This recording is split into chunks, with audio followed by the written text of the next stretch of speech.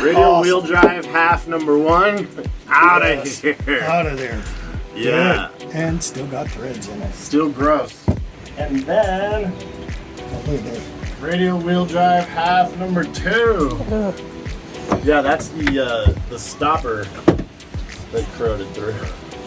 So we have brand new of both of that radio wheel drive. Oh, awesome. Perfect. Good. So that we don't really need to save. Let's get these off the boat. Oh. This is a major milestone aboard Yara. You don't even know how many drill bits I broke, how many things just have gone wrong. We've bought new tools, Dad has brought his tools, and the only thing that really worked was just breaker bars and leverage and muscle. So I am thrilled to bits that the steering, the radial wheel drive, and the quadrant are off. Woohoo! Is there any other disassembling for this? For the steering? Or is that it? No. Let's take out the whole wire and conduit. Oh, so that runs all the way down the side of the boat, behind the fridge, behind the stove, behind the cabinets to the inside steer. So that's the last part of the removal of steering? Yeah. Yes. I think what I'll do before I do that is clean that is clean and paint in here. Yeah. Excellent. All right. So pulling out the old steering conduit. So here is one of the ends, and then that end goes in that hole, just like that other one up there. See that white one with the hose clamp on it? So this one that I'm working on came out of that hole, and it looked just like that one. So that hole is a bulkhead, and what was on the end of it, end of our conduit here, was this fitting. So this was like a compression style fitting that was on the end of our conduit, and it stuck through that bulkhead and was held in place with this big nut. That was really easy to pull off. Access issues aside, it is kind of cramped up in there, but really easy to pull off. So now what we're doing is I'm cleaning up the end of our conduit here, because this whole piece is coming out, and we are going to replace this. So yeah, the next step is just to tie up our little fish line here, so that when we pull this through the bulkheads, we have a line running down that we can use to pull on as we bring in the new conduit. All right, there's our line tied off to the conduit. So as we pull the old stuff out the back of the boat, this line goes in, and then we can use it as our fish line to pull in the others. I got it tied off here to make sure we don't pull it all the way through. So let's go back here. Hey, Dad. And we will start pulling from here to bring it out of the boat. Yep. Let's give it a go. All right, so we got the first one out, and that's our fish line hanging down. So now we got to take out the other one that's way back up in here, and we're gonna need a flashlight. I'll show you guys how that works. And we're back. So I've got my end of the line tied off here to this chair. That goes down to this line here, and then that line is inside the conduit and taped in there. So now we're gonna go back outside and pull this through. Move that bus. Ready? You want the light? No. Leave it down. Okay. You know where everything's coming from. Yep. And I've got it pretty secure. So you ready? Yep. There we go. Okay.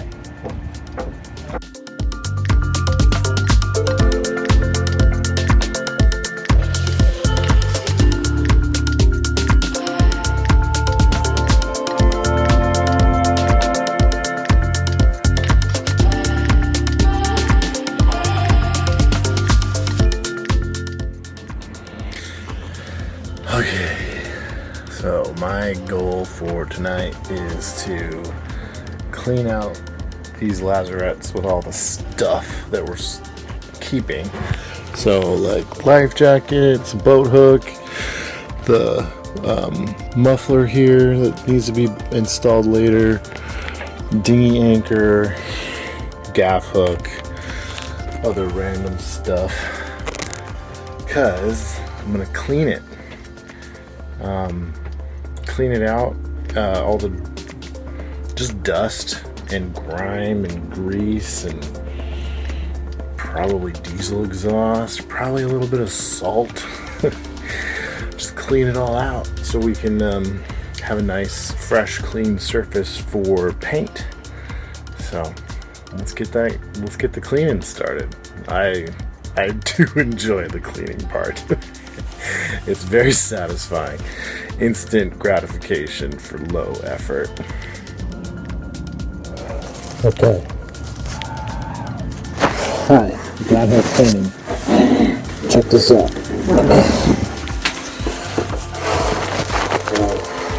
Right about here on the boat is that instant gratification. Look at this.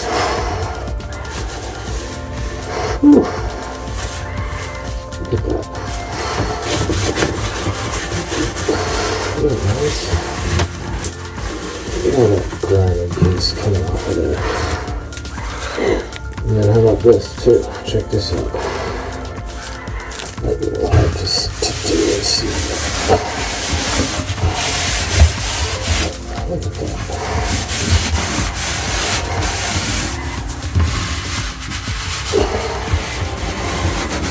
Huh.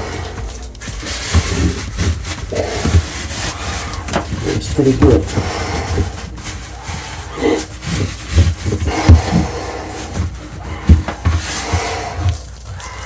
So what I'm using is this.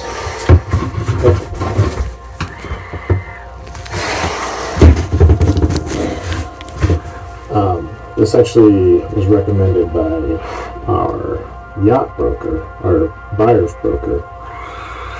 Purple Power Concentrated Industrial Strength Clean Air Degreaser, which is really, really good. The odor is very strong though. So we've got this mask on. But it is doing the job. So I'll keep this up for as long as we have daylight, and yeah, just keep it going. Alright. Update on lazarette cleaning. It's not an easy job. Devin was thinking, just an evening, maybe a day. No.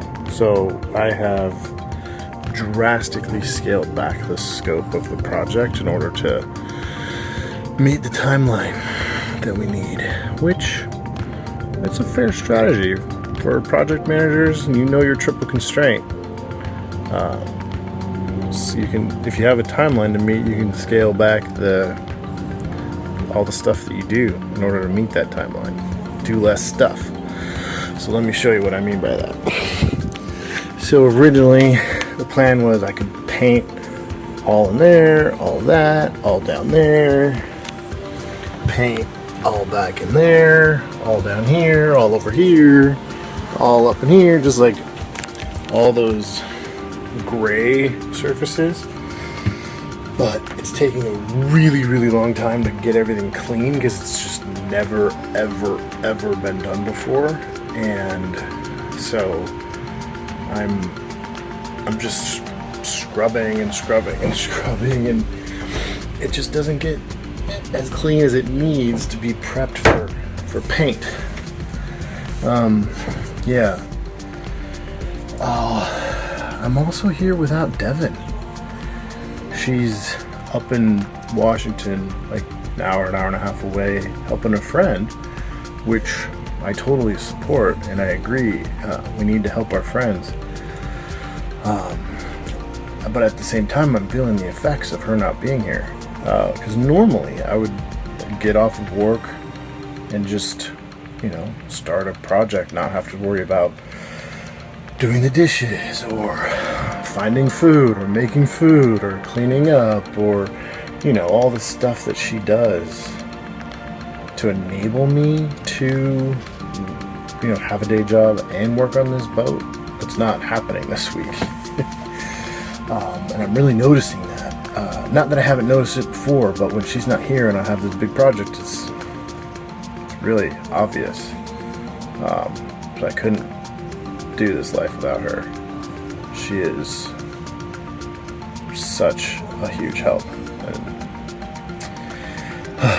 anyway, so let's scale back the project scope to meet the timeline. Let's talk about that. So I'm not going to paint all those surfaces that we just talked about. So the whole idea for this painting job was, so this is the backside of our propane locker. So we have a bottle sitting here and a bottle sitting here, and these bolts here are mount our regulator and stuff like that.